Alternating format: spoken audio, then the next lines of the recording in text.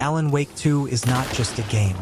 It's a descent, a psychological journey that blurs the line between fiction and reality, between light and darkness, between sanity and storytelling itself. After 13 years, Remedy has finally brought us back to the haunting world of Bright Falls, and the result is one of the most atmospheric, mind-bending, and emotionally charged games of this generation. The story picks up years after the first game. Alan Wake has been trapped in the dark place, a twisted dimension shaped by his mind, his fears, and his words. In the real world, FBI agent Saga Anderson arrives in Bright Falls to investigate a series of ritualistic murders. Two stories, two realities, bound by a nightmare that refuses to end. You can switch between Alan and Saga, each offering a distinct tone. Saga's chapters are tense, investigative, and grounded in psychological dread. Alan's are surreal, shifting, and drenched in symbolism, a writer fighting to control his own story. Alan Wake 2 takes the core mechanics of the original, the flashlight, the revolver, the dance of light and shadow, and evolves them into something deeper. This isn't an action thriller anymore. It's true survival horror. Ammo is scarce. Every encounter matters. Light isn't just a tool. It's survival, it's sanity, it's salvation. Saga's mind place lets you step into her thoughts, piecing together clues, connecting suspects, and profiling motives. It's a brilliant mechanic that turns investigation into an experience of deduction and intuition. For Alan, reality is malleable. Using the writer's room, he literally rewrites the world around him, shifting the environment, revealing secrets, and controlling the story's tone. It's creative, eerie, and one of the most innovative systems Remedy has ever built. Visually, Alan Wake 2 is breathtaking. The forests of the Pacific Northwest, the neon-soaked nightmares of the dark place. Every frame feels painted with dread. The lighting system is nothing short of art. Light as narrative, light as defense, light as emotion. And the sound design, perfection. Footsteps in the fog, whispers from the dark, the static hiss of the unseen. Every sound fuels your paranoia. The use of live-action footage and in-game transitions blurs the line between cinema and gameplay. 1 second you're watching a cutscene, the next you're controlling it. Remedy has perfected the illusion of seamless storytelling. Alan Wake 2 isn't just a horror story. It's a reflection on storytelling itself, on the cost of creation, the obsession behind art, and the madness that comes with control. Alan is a creator lost in his own fiction, desperate to write his way to freedom. Saga is the investigator, the voice of reason trying to solve what logic cannot explain. Together, they represent the eternal struggle between truth and narrative, between reality and fiction. Remedy weaves metafiction, self-awareness, and cosmic horror into one ambitious tale. It's a story where you become part of the loop, a reader trapped inside the book. Performances carry the emotional weight of this game. Ilka Vilai and Matthew Peretta bring Alan to life with haunting vulnerability, torn between guilt and purpose. Melanie Libbard shines as Saga Anderson, strong, grounded, yet constantly facing the surreal. Their chemistry gives the narrative power.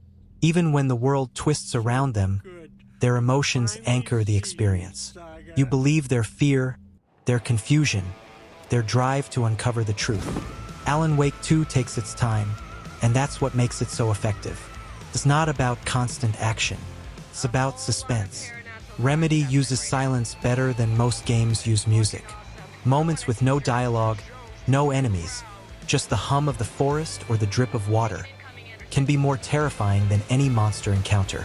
This slow pacing allows tension to build naturally, turning every corner into a test of courage. And when violence erupts, it's fast, brutal, and shocking. It hits harder because of the silence that came before it. The world of Alan Wake 2 is alive with meaning. Every object, every note, every message tells a story. From the quiet town of Bright Falls to the unsettling charm of Watery, every location feels lived in, layered with mystery and sadness. Even the smallest detail, like a poster or a diary entry, carries a hidden truth. Exploring feels rewarding because everything connects. Manuscript pages foreshadow future events. Looping dialogue hints at alternate timelines, and the environment itself reacts to your story choices. Alan Wake 2 is drenched in symbolism. The flashlight, the act of focusing light, is a metaphor for clarity, for creativity piercing through the fog of fear. The lamp becomes a symbol of faith, and the dark place is art itself, a place where imagination can both create and destroy.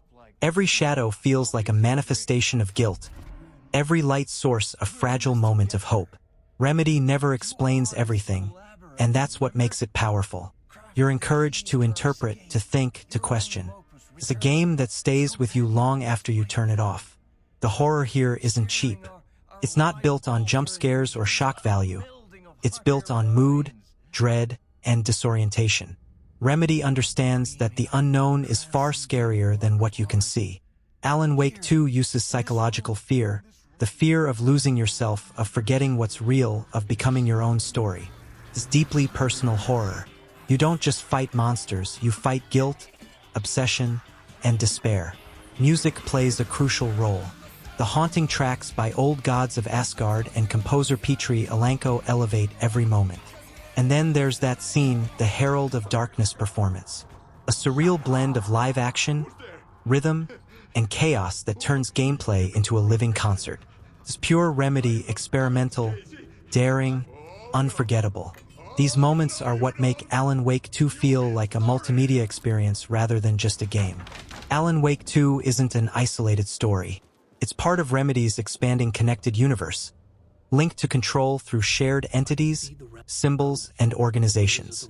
Fans will catch subtle references to the Federal Bureau of Control, to objects of power, and to realities that exist side by side.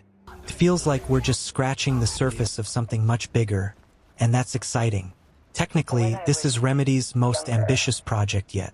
The Northlight engine delivers stunning realism, from reflections on wet pavement to lifelike facial animations that make every emotion visible.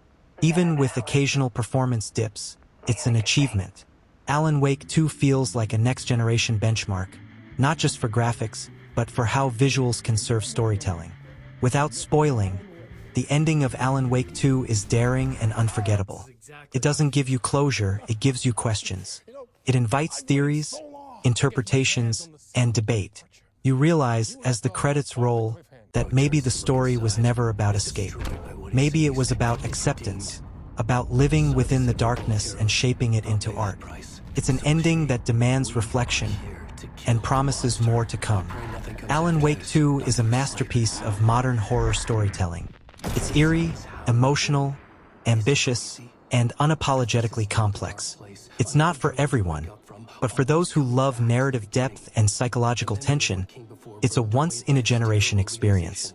It's a story about fear, but also about creation. About the light we fight for when everything feels lost. And about how sometimes the scariest thing of all is the truth we write ourselves.